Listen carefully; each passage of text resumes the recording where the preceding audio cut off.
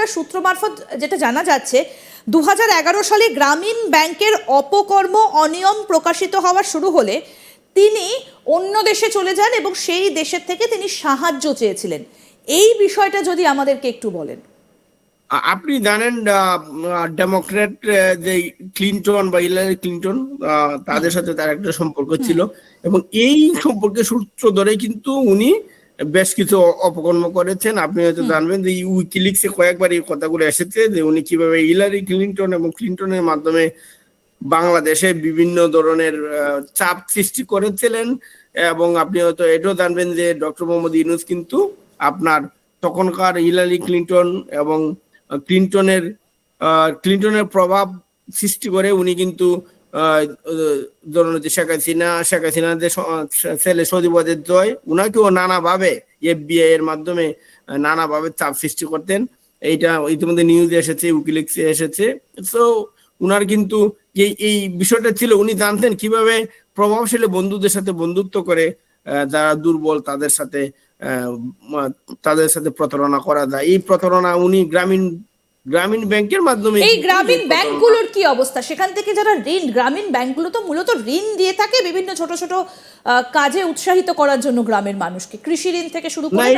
এটা আমি বলি, এটা আমি আপনাকে বলি, গ্রামীণ ব্যাংকের সিস্টেমটা একটু বলি। যে আমি বললাম ধরেন আপনার একটা গরু আছে, একটা বাছুর আছে, আপনি মনে করেন যে বা কিছু ছাগল আছে, তো আপনি তখন এই ক্ষুদ্র ঋণ বলে আর কি, এটা ঋণের পরিমাণ 5,000 টাকা 10,000 টাকা, কিন্তু 5-10,000 টাকার ইন্টারেস্ট। ধরেন আপনি 5,000 টাকা নিলেন, একজন গরিব মহিলা 5,000 টাকা নিল, বললো যে আমি 2টা ছাগল কিনবো, ছাগল কিনে ছাগল কিনবো বা 2টা গরু কিনবো।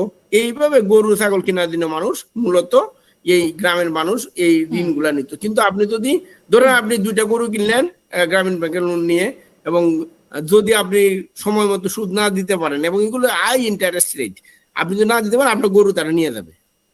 তো এই গরিব মানুষের গরু মেরে দেওয়া। এবং অনেক আপনি দেখবেন বিদেশি একটা ডকুমেন্টারিও আছে, উনি কিভাবে গরিব মানুষকে রক্ত চুষে উনি গ্রামীণ ব্যাংক চালাতেন। এবং কত মানুষ বাংলাদেশে, আমি আপনাকে আমার স্ট্যাটিস্টিক্সটা ঠিক এই মুহূর্তে আমার সাথে নাই, বাংলাদেশে অনেক মানুষ গ্রামীণ ব্যাংক থেকে লোন নিয়ে ফাঁসিতে ঝুলেছে, কারণ তাদের শখের গরু তাদেরকে বিক্রি করতে হয়েছে। নট অনলি বিক্রি, অনেক সময় দূরে নিয়ে গেছে। তো তারা অনেকে আপনি গুগল করলেই পাবেন বা দেখবেন যে কিভাবে গ্রামীণ ব্যাংক থেকে লোন নিয়ে মানুষ পথে বসেছে, ফাঁসিতে ঝুলেছে, ঘর বাড়ি বিক্রি করতে হয়েছে।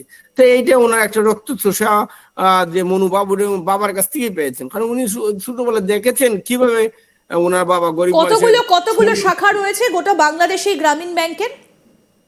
অনেকগুলো আছে, আমি আসলে এটা একদম ইউনিয়ন পর্যায়েও আছে, কাউন্ট করলে বা আমি একটু আমাকে সময় দিলে আমি একটু বলতে পারবো অনেক লট অফ। কিন্তু এখনো পর্যন্ত চলছে সেই গ্রামীণ ব্যাংকগুলো?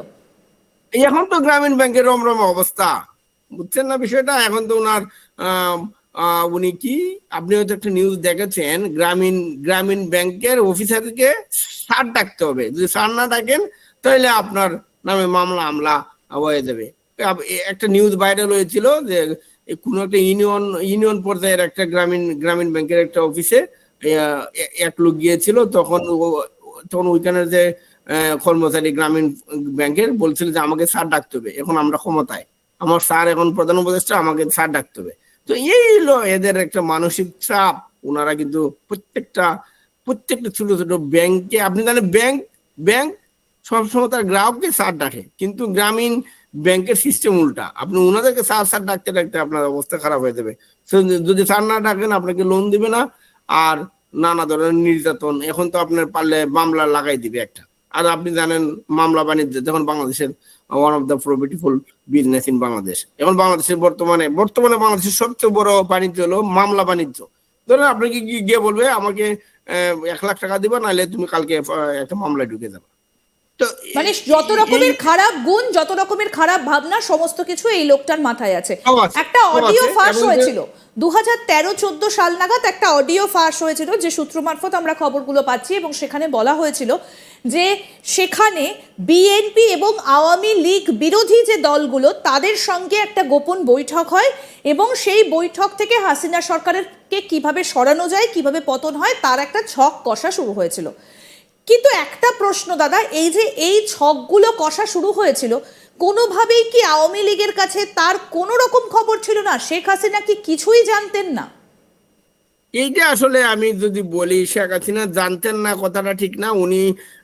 উনি সবই জানতেন, কিন্তু প্রবলেম হলো উনার আশেপাশে উনার যে আহ, আমি আমি আমি বলবো চেলা চামুন্ডা ছিল।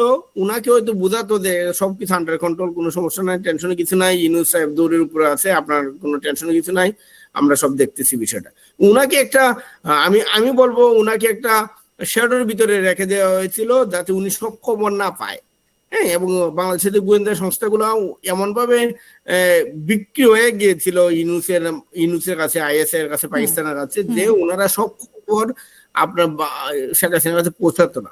এই জন্য শেখ হাসিনা সব জানতে পারতেন না, বা জানলো পরবর্তীতে তারাই কে বুঝাইতো যে আপা, ম্যাডাম, স্যার, যাই বলেন না কেন, যে আসলে কোনো সমস্যা নাই, সবকিছু আন্ডার কন্ট্রোল, আপনি টেনশন করবেন না। তো এই যে বিষয়গুলো, যেমন হয়তো শেখ হাসিনাকে তারা বুঝাতো যে ইউনূসের নামে মামলা হয়েছে, উনি অলরেডি কনভিক্টেড হয়ে গেছে, টেনশনে কিছু নাই। কিন্তু আসলে বিষয়টা তো এরকম না। সে কিন্তু, আপনি জানেন, আইএসআই ও তো ঘৃণিত একটা ইন্টেলিজেন্স এজেন্সি সারা পৃথিবীতে। হ্যাঁ, এবং পাকিস্তান আপনি জানেন তাদেরকে খুব ভালো বলে বলে আমি শুনি না। তো এই যে বিষয়গুলা, এই বিষয়গুলো কিন্তু শেখ হাসিনা জানতেন, কিন্তু জানলেও উনাকে তার চেলা চামুন্ডারা সবসময় বোঝাতো যে কোনো সমস্যা নাই, এভরিথিং ইজ ইন কন্ট্রোল। এই যে বিষয়টা, উনি হয়তো তখন ভাবতেন যে ওকে, সব কন্ট্রোলে আছে, তাহলে তো আমার টেনশনে কিছু না, আমি অন্যদিকে মনোযোগ দিই, আমি ডেভেলপমেন্টে মনোযোগ দিই। আর শেখ হাসিনা বাংলাদেশে উন্নয়ন করতে এত মরিয়া ছিলেন, উনি উন্নয়ন কাজে এত ব্যস্ত ছিলেন, এই ষড়যন্ত্র গুলা উনি আসলে অনেক সময় পাত্তা দিতেন না, বা পাত্তা দিলেও পরবর্তীতে উনার ছেলেরা বলতো যে কোনো সমস্যা নাই, সব ঠিক আছে, কন্ট্রোলে আছে। তো এই বিষয়টি আমরা জানি আর কি। এবং শেখ হাসিনাকে আমরা যতটুকু জানি, উনি বাংলাদেশের উন্নয়নের জন্য ব্যস্ত থাকতেন। তো উনি ওই যে ষড়যন্ত্র নিয়ে তেমন একটা ভাবতেন না। তো এটা একটা বিষয় আর কি, আমি বলবো আপনাকে। এবং সময়ের সঙ্গে সঙ্গে মোহাম্মদ ইউনূসের সমস্ত কার্যকলাপ, তার সমস্ত কীর্তিকলাপ একেবারে প্রকাশিত হচ্ছে। অর্থাৎ সমস্ত রকমের অপকর্ম, যত রকমের অপকর্ম হয়, সেই ছোটবেলা থেকে বাবার ক্যাশ বাক্স চুরি করা, পাকিস্তানের সঙ্গে হাত মেলানো, পাকিস্তান প্রীতি, নানা রকম নেশা করা, এমনকি একাধিক তার বন্ধুতা, সমস্ত কিছু নিয়েই কিন্তু জর্জরিত এই মোহাম্মদ ইউনূস এই মুহূর্তে বাংলাদেশের একেবারে তত্ত্বাবধায়ক সরকারের মাথায়। সুতরাং এইরকম একটা মানুষ যদি কোনো একটা তত্ত্বাবধায়ক সরকারের মাথায় থাকে, তাহলে সেই দেশটা যা অবস্থা হতে পারে বাংলাদেশে এই মুহূর্তে দাঁড়িয়ে সেটাই হচ্ছে। এবং খুব স্বাভাবিকভাবে প্রশ্ন উঠছে যে তাহলে দেশটার এই মুহূর্তে কি অবস্থা, সেটা কিন্তু বোঝাই যাচ্ছে।